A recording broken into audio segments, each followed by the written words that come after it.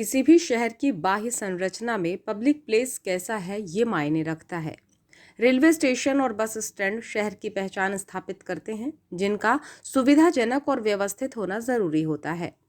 नवागत collector Mrinal Meena ने पदभार संभालने के बाद सबसे पहले बस स्टैंड को सुव्यवस्थित बनाने के लिए आदेश जारी किए हैं, जिसमें अधिकारियों के दल ने बीते दिनों बस स्टैंड का निरीक्षण किया और खामियों को सुविधा में बदलने के लिए तैयारियां शुरू हो गईं।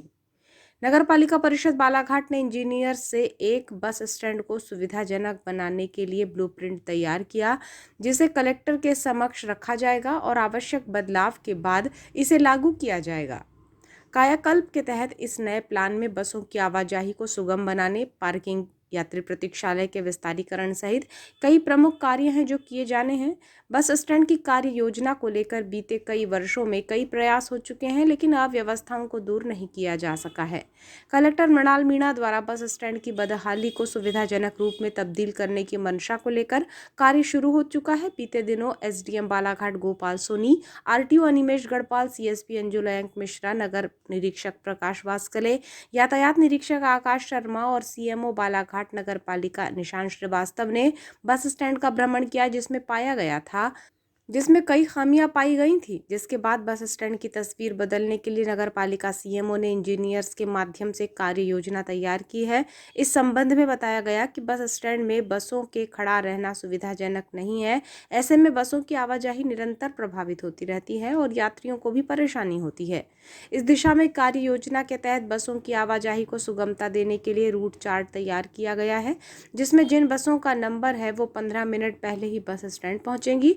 इसके बाद जिन बसों को जाना है वे उसके पीछे खड़ी रहेंगी और पहली बस रवानगी लेगी तब उसके स्थान पर पीछे खड़ी बस चलने को तैयार रहेगी। इसके साथ ही बसों की आवाजाही के लिए आने और जाने के लिए अलग अलग मार्ग रहेगा, जिसका पालन बस चालकों को करना अनिवार्य होगा। जानकारी में बताया गया कि रात्रिकालीन समय में बसें अधिक संख्या में बस स्टैंड में खड़ी रहती हैं, जिससे लेकर भी बस संचालकों को निर्देशित किया गया है कि बसों को बेवजह यहां खड़ा ना रखा जाए। इसके अतिरिक्त बस स्टैंड में यात्री प्रतीक्षालय का विस्तार, पार्किंग सुविधा के लिए 2 स्थानों का निर्धारण, फल फूल और फुटकर विक्रेताओं के लिए बस स्टैंड के बाहरी व्यवस्थाएं, ऑटो का प्रवेश बस स्टैंड के भीतर ना किए जाने सहित अन्य महत्वपूर्ण कार्य हैं जो आगामी समय में बस स्टैंड में देखे जा सकते हैं। यही नहीं, बसों की आवाजाही को नियंत्रित रखने के लिए भी पुलिस सहायता केंद्र को अलर्ट रखने की तैयारी यातायात विभाग ने कर रखी है।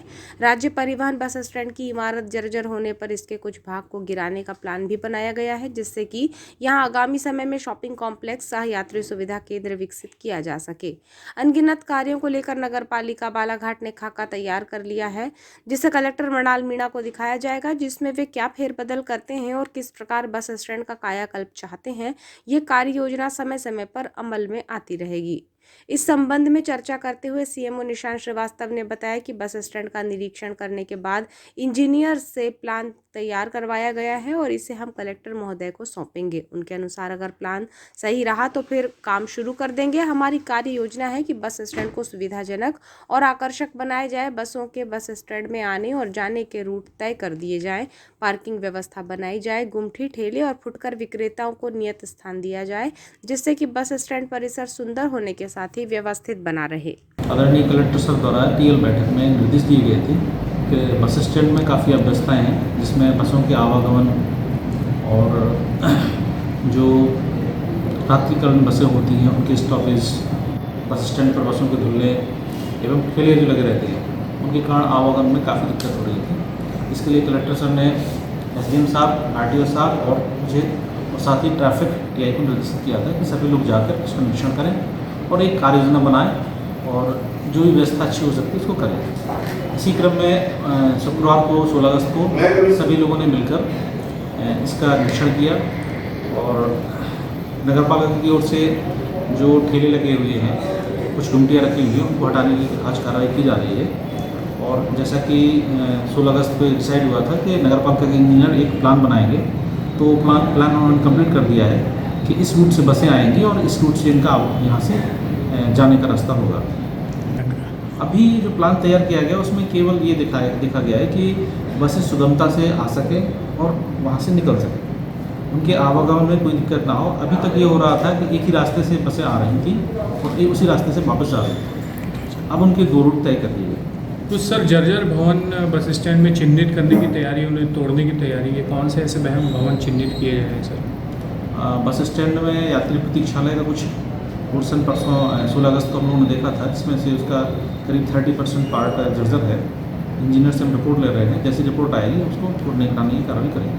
तो वहाँ पे क्या बनाने की तैयारी है सर? Shopping complex? उसमें भविष्य में एक बड़ा शॉपिंग कॉम्प्लेक्स और यात्री प्रतीक्षालय आधुनिक सुविधाओं से बनाया जाएगा और उसके लिए डीपीआर प्लान तैयार कर देंगे। सर टाइमिंग को लेकर जो है, बसों की टाइमिंग जो है, जिनकी नहीं रहती टाइमिंग वो भी बसें खड़ी रहती हैं, तो ऐसी बसों के दूसरी जगह खड़े करने के लिए कहाँ वैकल्पिक कोई जगह व्यवस्था की जा रही है इसके लिए? इसके लिए आरटीओ साहब ने कुछ प्लान किया है कि आधे घंटे से ज़्यादा बस खड़ी नहीं रहेगी और रात्रि काल में हम देख पा रहे हैं कितनी बसें खड़ी रहती हैं। अभी पवन ट्रेवल्स और एक दो ट्रेवल्स की ज़्यादा बसें रहती हैं।